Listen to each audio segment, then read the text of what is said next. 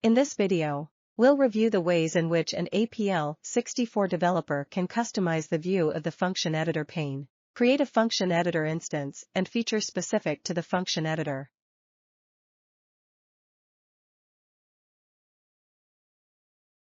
This slide lists the menu items discussed in this video. These menu items allow you to open the function editor, define treatment of duplicate editors, assign specific behaviors to various keystrokes and local variables, define the default position of a function editor, and size of the editor pane.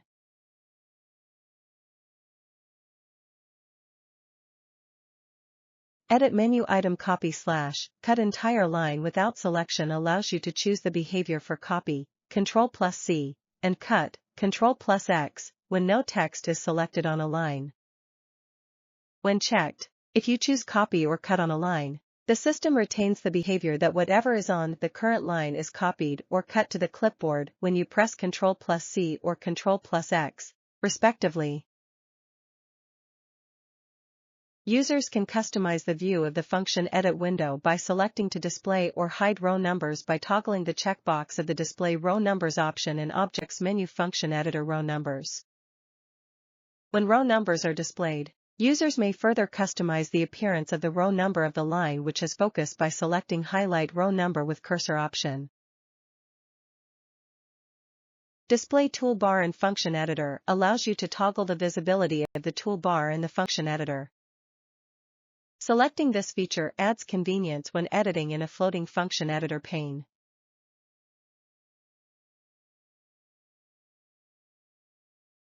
In the APL64 Developer version instance, there are several ways to instantiate a function editor in the editor's area of the main window. If the APL64 programmer selected menu item objects, default editor type is function, then typing any of the following will initiate an APL64 function editor instance. write_ed, write_edit, quad edit, write_edit del, or del. In those instances, the function name will be empty, until provided by the APL64 programmer. If the menu item objects default edit type is function, then selecting objects menu item new will open a function editor instance. The APL64 programmer has the option of opening for edit at object caret by selecting objects menu item left mouse double click, open object at caret, or right mouse double click, open object at caret. For more information on instantiating an object editor in the APL64 Developer version, select the APL64 Help menu Developer version GUI and select Instantiating an Object Editor.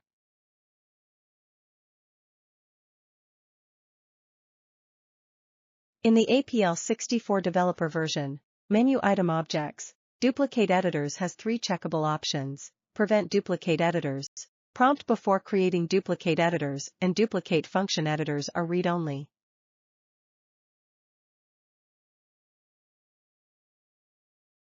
When menu item prevent duplicate editors is checked, a duplicate editor will not be created and the existing editor will be selected.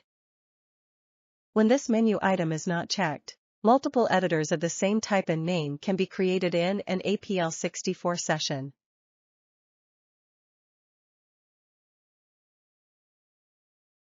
Menu item prompt before creating duplicate edit session is active only when prevent duplicate editors is not checked. If this menu item is checked, APL64 will prompt the user when an attempt is made to create a duplicate editor with the same name as an existing editor.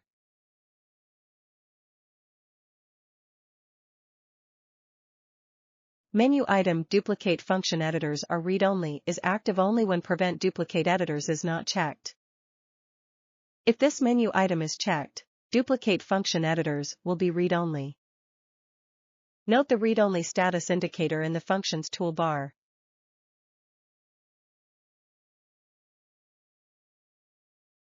If you would like the keyboard's down arrow key to behave the same as the enter key on the last non-empty line, then check menu item objects function editor down key on last non-empty line adds a new line. Users have the option to control spacing when a new line is added via the Enter key by checking Menu Item, New Line Indent based on prior line indent.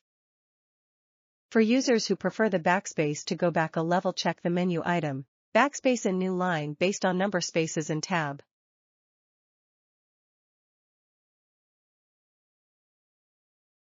There are 3 menu items specific to local variables: automatically sort local variables, sort local variables now, and whitespace local variables.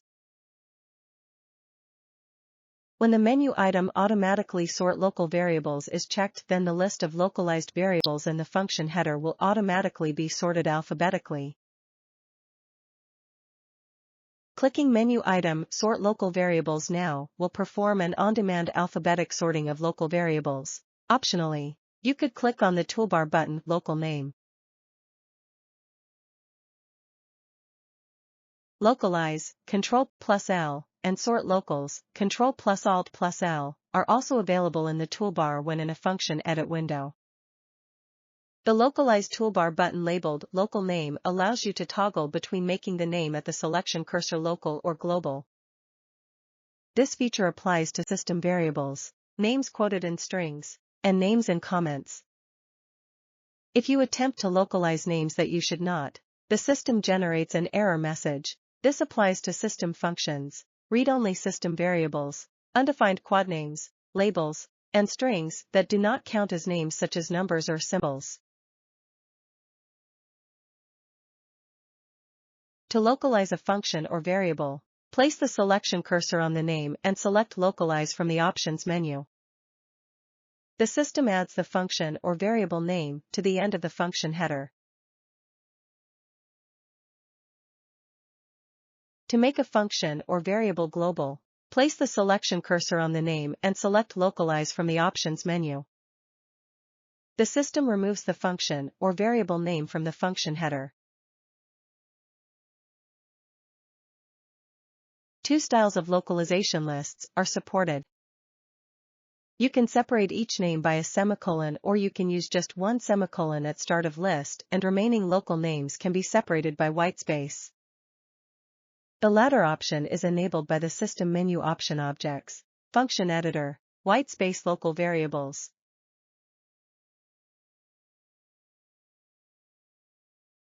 New in APL64 Developer instance is the ability to float the editor pane. While a user may drag the function editor from the main window to any location on their desktop, it is possible to set the default layout for both function and variable editors to floated. From the Editor's pane Format menu, APL64 developers have the option of cascaded or tiled horizontally or vertically or floated. When Open Non-Modal Object Editor in Prior Location option is checked, a non-modal function or variable editor will be opened in the same floating or docked location previously used for this named object. The location includes floating state, top, left, positive height and positive width. This is possible when the object's editor is not already open and the named object exists in list of recent object names. Another Editor's pane format option is Auto-Hide Tabs locations, where the user may select the location of the editor's tabs for the Auto-Hide Editor's panel layout. Modifying this selection refreshes the editor's pane layout and docks any floating editor windows. A slider is available for the APL64 developer user to adjust the minimum height and width of new Auto-Hide and tiled editors. To reduce the size of the editor's pane on the main window when all editors are floating, users should select Shrink Editor Area when all editors are floated.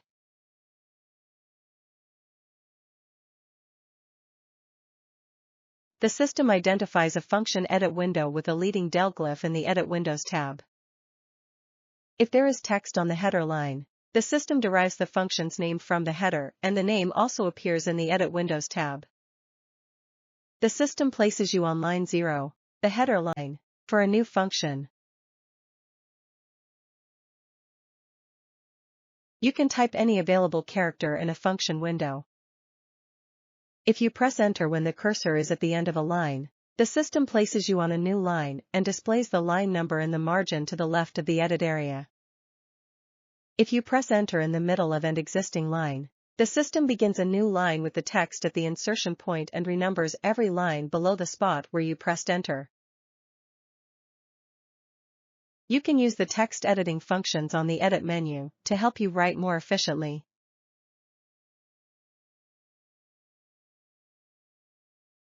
Since editors may be floated, toolbars have been added to the editor pane for users' convenience. Comment, Ctrl+/, and Uncomment, Ctrl+Shift+/, are available in the toolbar when you are in a function edit window. The Comment toolbar button with lamp glyph adds a comment to the beginning of the current line or selected lines. The Uncomment toolbar button with image of lamp glyph barred removes the comment from the beginning of the current line or selected lines. New in APL64 is the ability to add inline comments denoted by the buttons to the right of the lamp toolbar buttons and resemble a lamp glyph on its side. These 4 buttons will insert starting inline comment glyph, remove nearest starting inline comment glyph, insert ending inline comment glyph and remove nearest ending inline comment glyph to the current line or selected lines. These glyphs are defined on the APL64 keyboard as keystrokes Alt+Shift+Z to insert a starting inline comment and Alt+Shift+X to insert an ending inline comment. All text between the start and ending inline comment on a single line will be commented. A double starting inline comment glyph comments all text from that point to the end of the function. The function on this slide demonstrates the following uses of the inline comments. Line 1 illustrates commenting text from the starting inline glyph to the end of the line. Line 3 illustrates commenting text from the single starting inline glyph to the single ending inline glyph on the same line. Line 6 illustrates commenting text from the multi-starting inline glyph to the multi-ending inline glyph a few lines down. And line 12 illustrates commenting remaining text in function from multi-starting inline glyph. Note, this is because there is no multi-ending inline glyph.